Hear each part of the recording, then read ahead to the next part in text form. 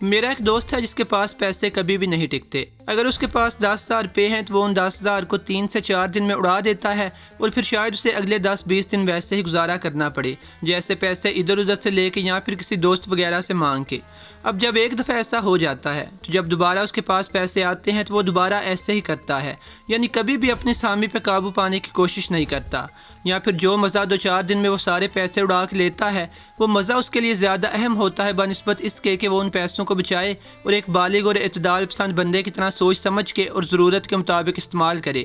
حقیقت یہ ہے کہ کچھ لوگ ذہنی طور پر اتنے زیادہ کمزور ہوتے ہیں کہ وہ اپنی وقتی خواہشات کو کنٹرول نہیں کر پاتے، بلا ہی ان وقتی خواہشات اور وقتی مزے کے لیے ان کی فیوچر کی ساری زندگی برباد ہو رہی ہو۔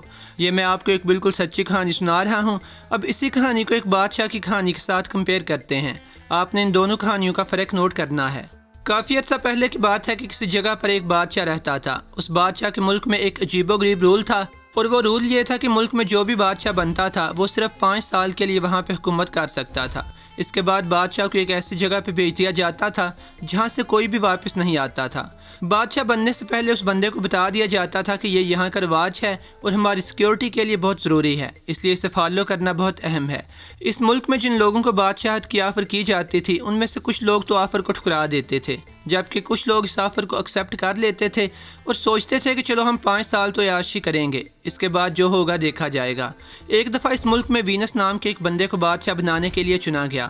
یہ بندہ بادشاہ بننے کے لیے مان تو گیا، لیکن اندر سے انتہائی پریشان تھا، کیونکہ اسے پتا تھا کہ چاہے وہ جتنا بھی اچھا بادشاہ بن جائے اس کا انجام وہی ہوگا جو باقی بادشاہوں کا ہوا ہے، یعنی اسے بھی اس ویران جنگل میں بھیج دیا جائے گا جہاں سے کوئی بھی واپس نہیں پلٹتا۔ اسی پریشانی میں یہ بادشاہ اپنے ملک کے اچھے اور دانش مند لوگوں سے ملتا ہے اور انہیں اپنا مسئلہ بتاتا ہے کہ وہ اس صورتحال میں کیا کرے، کس طرح وہ باقی کے ان سارے بادشاہوں والے انجام سے بچ سکتا ہے۔ اس طرح وہ سارے دانش مند لوگوں سے ملتا ملاتا ملک کے سب سے بزرگ آدمی کے پاس جا پہنچتا ہے۔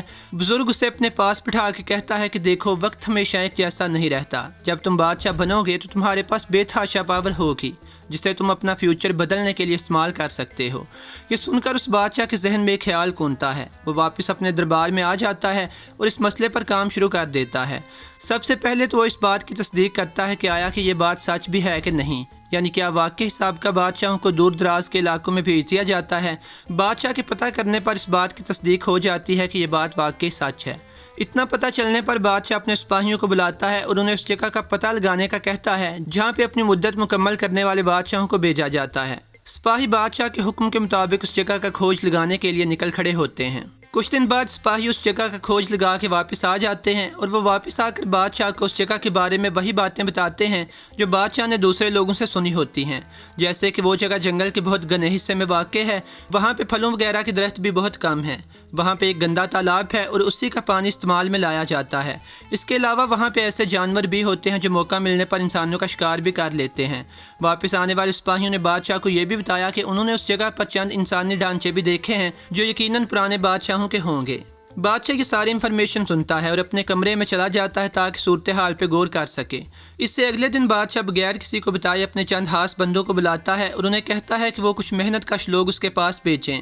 ان محنت کش لوگوں کو بادشاہ جنگل کے اسی حصے میں بھیج دیتا ہے اور کہتا ہے کہ وہاں پہ موجود گھنے درختوں کا صفایا کریں۔ اس کے علاوہ کچھ اور لوگوں کو یہ حکم دیتا ہے کہ وہاں پر موجود جنگلی جانوروں کو مارنا شروع کر دیں یا پھر انہیں پنجرے میں بند کر دیا کریں۔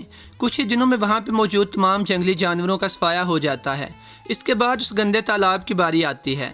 تالاب کی صفائی کر کے وہاں پہ ایک چھوٹی سی لیکن صاف نہر کھود دی جاتی ہے۔ اس کے بعد بادشاہ اس سارے علاقے کے ارد گرد ایک باڑ لگانے کا حکم دیتا ہے تاکہ دوبارہ وہاں پہ جنگلی جانور آ جا نہ سکیں۔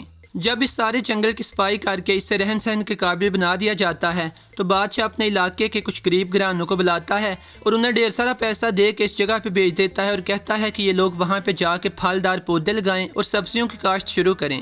یہ غریب لوگ وہاں پہ جا کے پھل اور سبزیاں اگانا شروع کر دیتے ہیں۔ بادشاہ وقتاً فوقتاً انہیں پیسے بھیجتا رہتا ہے جس کی وجہ سے یہ غریب لوگ بہت خوش اور سکھی ہو جاتے ہیں۔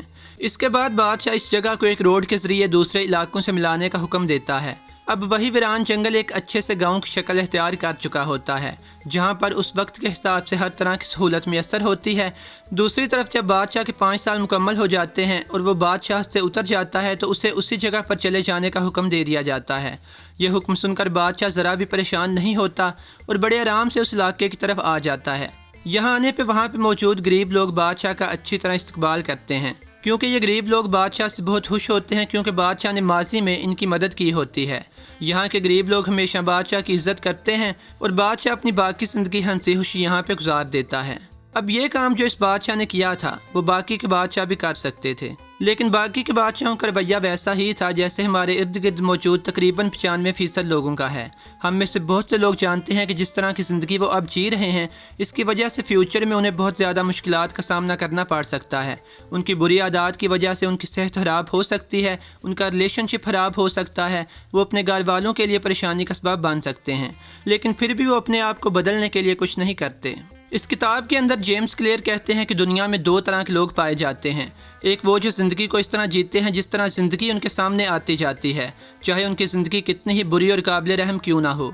जबकि दूसरी किस्म के लोग अपनी ज़िंदगी को खुद डिज़ाइन करते हैं, जिस तरह ऊपर बताई गई कहानी में बादशाह ने किया। यहाँ पे ये बात काबिल गौर है कि बादशाह ने 4-4.5 साल अयाशी नहीं की, बल्कि उसने पहले ही दिन से अपने फ्यूचर को संवारने के बारे में स्टेप लेना शुरू कर दिए थे। आहिस्ता आहिस्ता और मुस्तकिल मिजाजी से बादशाह ने अपने फ्यूचर को अपनी मर्जी के मुताबिक डाल लिया था। बादशाह इस बात को जानता था कि कामयाबी या बदलाव 1-2 दिन में नहीं आता, बल्कि इसके लिए लंबा अरसा मुस्तकिल मिजाजी के साथ काम करना पड़ता है। लेकिन आजकल ज़्यादा लोगों का मसला ये है कि वो 1 या 2 दिन में बदलाव लाना चाहते हैं, या फिर 1 या 2 हफ्ते में कामयाब होना चाहते हैं। जब वो ऐसा नहीं कर पाते तो ठंडे हो जाते हैं और उसी डिप्रेशन और नाउमीदी में चले जाते हैं। इस बुक में आथर कामयाबी के लिए 3 स्टेप्स की बात करते हैं, जिनमें से पहला स्टेप है आइडेंटिटी, दूसरा स्टेप है एक्शंस और तीसरा स्टेप है रिजल्ट। आथर कहते हैं कि ज़्यादातर लोगों का मसला यह है कि वो रिजल्ट सबसे पहले चाहते हैं और फिर दिनों में चाहते हैं। यही वो चीज़ है जिसकी वजह से ज़्यादातर लोग नाकाम हो जाते हैं या फिर डिमोटिवेशन का शिकार हो जाते हैं। जैसे इस किस्म के लोग जब कोई कारोबार शुरू करते हैं तो उनका आइडिया यह होता है कि कारोबार शुरू करने के 1-2 महीने बाद ही वो बेतहाशा दौलत कमाना शुरू कर देंगे। जब इतने थोड़े से अरसे में वो मतलूबा रकम कमाना शुरू नहीं करते तो उनका दिल उस कारोबार में लगना कम हो जाता है, जो अल्टीमेटली उस कारोबार में उनकी नाकामी और नुकसान का सबब बनता है। आथर कहते हैं कि सबसे पहली चीज़ जो किसी बंदे को कामयाब बनाती है वो उसकी आइडेंटिटी है। आइडेंटिटी से मुराद किसी बंदे के बिलीफ्स हैं, किसी बंदे के यकीन है जिन्हें लेकर वो अपनी ज़िंदगी गुजारता है। आपके बिलीफ्स किस तरह आपकी ज़िंदगी को मुतासर करते हैं, इसकी समझ आपको वेल्स यूनिवर्सिटी में की गई स्टडी से बहुत अच्छी तरह आ जाएगी। ये स्टडी 23 साल तक जारी रही थी और इस स्टडी में टोटल 660 लोगों ने शिरकत की थी। स्टडी में शामिल लोगों की उम्रें ज़्यादा होती जा रही थीं, यानी स्टडी में ऐसे लोग थे जो बुढ़ापे की तरफ जा रहे थे। तो इस स्टडी में 2 ग्रुप थे। पहला ग्रुप वो था जिसकी आइडेंटिटी इस तरह की थी, यानी जिसके बिलीफ्स या ख्यालात इस तरह के थे कि जैसे जैसे हम बूढ़े होते जा रहे हैं हमारी ज़िंदगी में सुकून आता जा रहा है, जवानी की अफरा तफरी से हमारी जान छूट गई है, बुढ़ापा एक अटल चीज़ है और इससे ही बेहतरीन करके गुजारने की कोशिश करनी चाहिए, जैसे वर्जिश वगैरह करें। जबकि दूसरे ग्रुप में शामिल लोगों के ख्यालात या बिलीफ्स इस तरह के थे, जैसे वक्त के साथ साथ हमारा चेहरा और जिस्म बदसूरत होता जा रहा है, हम अपनी ज़िंदगी को पूरी तरह एंजॉय भी नहीं कर पाए और बुढ़ापा आ भी गया है, काश हम अभी जवान होते, वगैरह वगैरह। 23 साल के बाद स्टडी का नतीजा ये रहा कि स्टडी में शामिल पहला ग्रुप जिसके बिलीफ्स पॉजिटिव थे, इस ग्रुप के लोग दूसरे ग्रुप के लोगों की निस्बत एवरेज 7.6 साल ज़्यादा जिए थे और इनकी सेहत भी अच्छी रही थी। इस स्टडी से पता चला कि अपने फ्यूचर के बारे में अच्छे बिलीफ्स रखना या अच्छी तवक्कुआत रखना कितना ज़्यादा इंपॉर्टेंट है और सिर्फ पॉजिटिव सोच होने की वजह से आपकी ज़िंदगी पर कितना ज़्यादा मुस्बत असर पड़ जाता है। इसके बाद एक्शंस का नंबर आता है, क्योंकि ये बात तय है कि अगर हम कोई एक्शन लेंगे तो ही कोई रिजल्ट सामने आएगा, क्योंकि अगर एक्शन ना हो तो हालात चाहे जितने भी अच्छे हों इससे कोई फ़र्क नहीं पड़ता। अब ज़्यादातर लोग एक्शन लेने में सुस्त या कमज़ोर क्यों रह जाते हैं, तो इसकी वजह यह है कि वो अपने एक्शंस को अपनी आदत नहीं बनाते। यहाँ पे बात आ जाती है एटॉमिक हैबिट्स की। एटॉमिक एटम से निकला है और हम जानते हैं कि एटम बहुत छोटा होता है, तो एटॉमिक हैबिट से मुराद है छोटी छोटी आदतें। इस बात को गौर से समझिएगा, अगर हम अपने किसी काम को अपनी आदत बना लें तो हम अपने उस काम को डेली या पाबंदी के साथ साथ अंजाम दे सकते हैं। आप इस बात से इत्फाक करेंगे कि आप अपनी आदतों को ऑटोमेटिकली डेली परफॉर्म करते हैं। जैसे मुंह हाथ धोने के बाद आप सीधा बगैर सोचे समझे अपने टॉवल के पास आ जाते हैं और अपना हाथ मुंह खुश करते हैं। अगर आपको टिक टॉक यूज़ करने की बहुत ज़्यादा आदत है तो आप मोबाइल का लॉक खोलते ही गैर इरादी तौर पर टिक टॉक के आइकॉन पर क्लिक कर देते हैं। तो आथर कहते हैं कि आपके जो अच्छे काम हैं, जो आपके फ़ायदेमंद एक्शंस हैं, आप उन्हें अपनी आदत में कन्वर्ट करने की कोशिश करें। यानी अगर आपने कोई नई स्किल सीखनी है और उसके लिए आपने आधा घंटा मुख्तस किया हुआ है, तो जो मर्ज़ी हो जाए आप वो आधा घंटा डेली उस काम को देंगे। پھر یہاں پہ آتھر ایک اور پوائنٹ بھی بتاتے ہیں کہ اپنے اچھے ایکشنز کو عادات میں کنورٹ کیسے کریں۔ تو اس کا ایک طریقہ یہ بھی ہو سکتا ہے کہ آپ اپنا ایکشن پرفارم کرنے کے بعد اپنے آپ کو کوئی ریوارڈ دیا کریں، جیسے مقرر کردہ وقت کے لیے کوئی کام کرنے کے بعد ایک گلاس جوس کا بنا کر پی سکتے ہیں، یا اپنا ایکشن پرفارم کرنے کے بعد آپ اپنا فیورٹ میوزک سنیں یا پھر فیورٹ ڈرامہ دیکھیں۔ تو اس بک کی باٹم لائن یہ ہے کہ آپ اپنے ایکشنز کو اپنی عادتوں میں کنورٹ کرنے کی کوشش کریں۔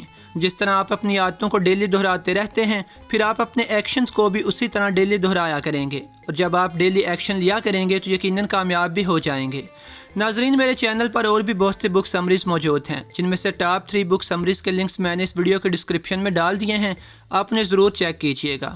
خصوصاً تھنک اینڈ گرو رچ بک کی سمری مس نہ کیجئے گا۔ آئندہ آپ کس بک کی سمری سننا پسند کریں گے کمنٹ سیکشن میں بتائیے گا، اور اگر آپ اس چینل پر نئے ہیں تو مزید ویڈیوز دیکھنے کے لیے چینل کو سبسکرائب کر لیں۔ خدا حافظ۔